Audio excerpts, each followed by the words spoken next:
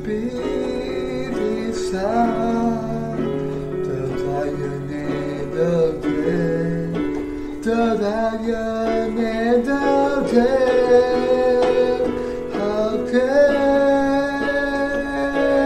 Saka, Shilbi,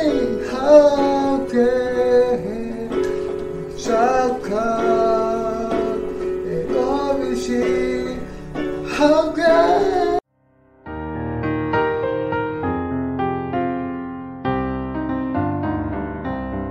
Bertahan hanya mengandalkan makanan yang dibagikan oleh pemerintah. Semua orang di dunia akan menghadapi masa ini. Firman Wahyu pasal 7 memberikan kepada kita gambaran yang menyeluruh tentang apa yang akan terjadi. Apalagi yang akan terjadi di masa itu.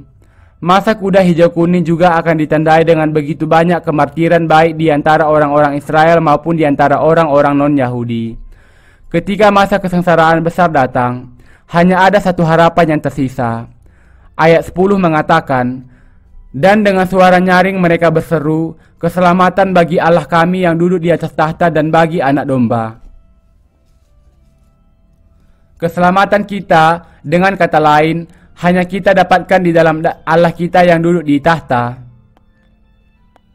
dan di dalam anak domba. Seperti yang kita lihat di dalam pasal 4, yang mengatakan kepada kita tahta yang bagaimana yang disiapkan untuk Yesus Kristus. Dia yang duduk di tahta adalah Yesus Kristus, bukan sebagai yang lemah, tetapi sebagai anak Allah, Allah yang maha kuasa dan hakim atas segala yang ada. Allah Bapa masih duduk di tahtanya.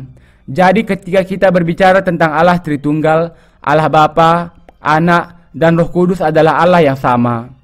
Keselamatan kita yang sebenarnya dengan demikian adalah milik dari Allah kita dan anak domba, singkatnya Yesus Kristus. Di mana kita bisa menemukan pengharapan ketika masa kesengsaraan besar yang mengerikan itu tiba? Ketika Antikristus bangkit pada masa kesengsaraan besar, ia akan membuat patung bergambar dirinya sendiri dan mengancam akan membunuh siapa saja yang menolak untuk menyembah kepada patungnya, dan juga semua orang yang tidak mau menerima tanda namanya di tangan atau di dahi mereka. Wahyu 13.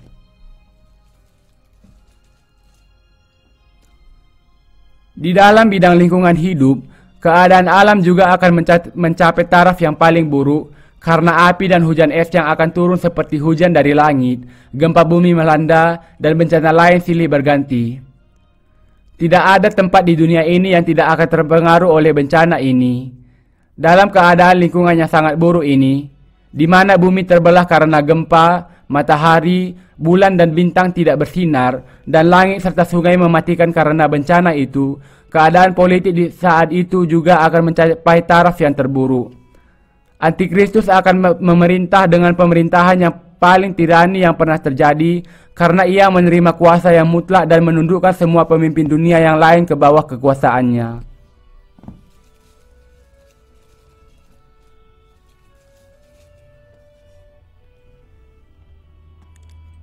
Apakah sebabnya Antikristus muncul? Karena iblis akan secara singkat memberikan kuasanya kepada Antikristus untuk menggenapi keinginan terakhirnya, yaitu untuk memuaskan kehendaknya untuk dipanggil sebagai Tuhan oleh orang-orang dan diangkat melebihi Tuhan yang sebenarnya. Tetapi iblis sendiri tahu bahwa keinginannya itu tidak akan pernah terpenuhi. Tetapi untuk terakhir kalinya, ia masih mencoba untuk dimuliakan oleh manusia, membunuh mereka yang tidak mau mentaatinya. Itulah nasib yang terburuk yang akan diterima oleh orang-orang kudus. Pada saat itu, orang-orang kudus tidak akan memiliki pilihan lain kecuali mati, karena hanya Dia yang bisa mereka percayai dan mereka menempatkan pengharapan hanya kepada Allah keselamatan kita, Yesus Kristus Allah kita, yang sudah menyelamatkan kita melalui Injil air dan Roh. Kita hanya bisa bersandar kepada Allah ini, dan hanya dengan percaya kepadanya kita bisa dilepaskan dari kematian di tengah-tengah malapetaka dan kesengsaraan yang mengerikan ini. Di zaman ini, pengharapan kita hanyalah kepada Allah kita yang duduk di tahta dan kepada anak domba. Dengan percaya kepada Allah, orang-orang kudus akan dijadikan martir, dan dengan iman mereka kepadanya, mereka akan dibebaskan dari malapetaka dan kematian yang mengerikan. Wahyu 7 kemudian memberikan kepada kita rangkaian peristiwa yang akan terjadi sepanjang 7 tahun masa kesengsaraan besar.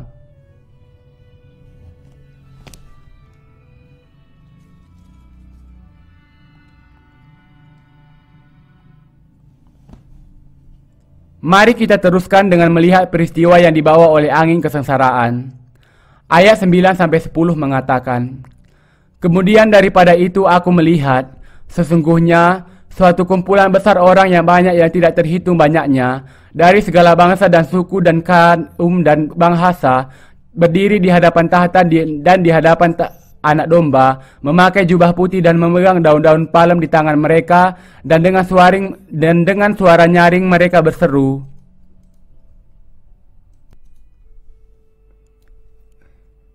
'Keselamatan bagi Allah kami yang duduk di atas tahta dan bagi anak domba.' Ketika ditanya siapakah orang banyak yang tidak terhitung banyaknya dari segala suku dan bahasa yang mengenakan jubah putih dan memuji Tuhan itu, salah satu dari 24 tua-tua itu menjawab, "Mereka ini adalah orang-orang yang keluar dari kesusahan yang besar, dan mereka telah mencuci jubah mereka dan membuatnya putih di dalam darah anak domba." Ini menunjukkan kepada kita bahwa banyak orang tidak terhitung banyaknya akan diselamatkan di tengah-tengah masa kesengsaraan besar, ketika martir dalam jumlah yang tidak terhitung banyaknya akan bangkit dari antara orang dari berbagai bangsa, suku, dan bahasa.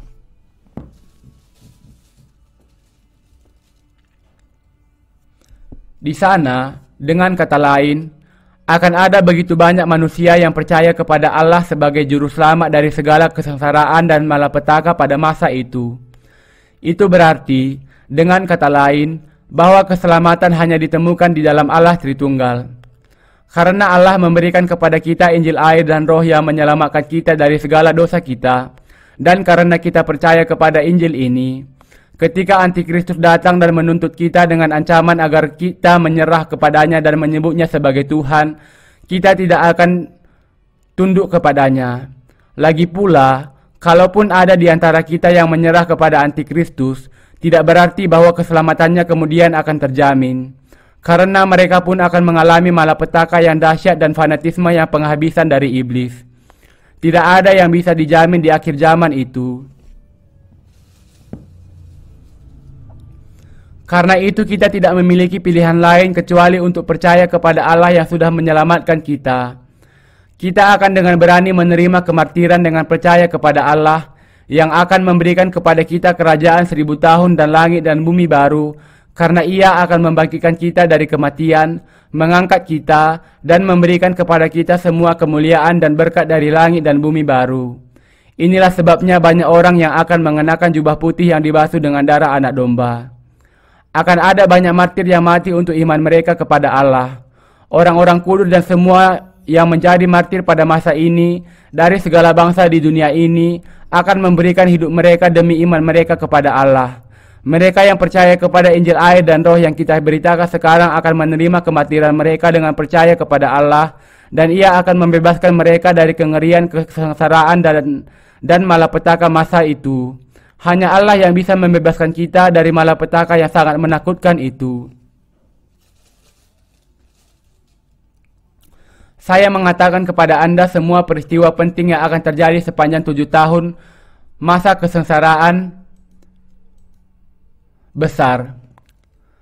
Ketika angin kesengsaraan berhembus di dunia ini, tidak akan ada lagi pengharapan yang tersisa di dunia ini. Dunia yang kita kenal saat ini tidak akan ada lagi, dengan langit dan bumi lenyap seperti lembaran kertas yang digulung. Kemudian Allah akan menciptakan dunia yang baru di bumi ini, lalu para martir iman akan memerintah selama 1000 tahun, dan ketika masa 1000 tahun berlalu, Ia akan memindahkan mereka ke dalam kerajaan kekalnya. Hanya Allah saja yang bisa membebaskan kita dari segala dosa kita, yang sudah menyelamatkan kita dari kematian dan penderitaan di dalam masa kesengsaraan besar, dan yang bisa memberikan kepada kita pengharapan.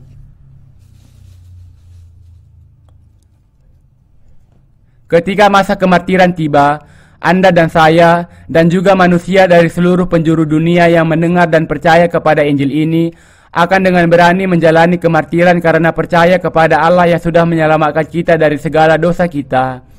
Kita akan menerima kemartiran kita dengan iman yang berani dan dengan pengharapan. Dia yang akan membebaskan kita dari malapetaka dan kesengsaraan yang mengerikan ini adalah Allah yang duduk di atas tahta. Dengan demikian, Kita tidak bisa menjadi martir tanpa percaya bahwa Allah yang sudah menyelamatkan kita dari segala dosa adalah juga Allah yang akan membebaskan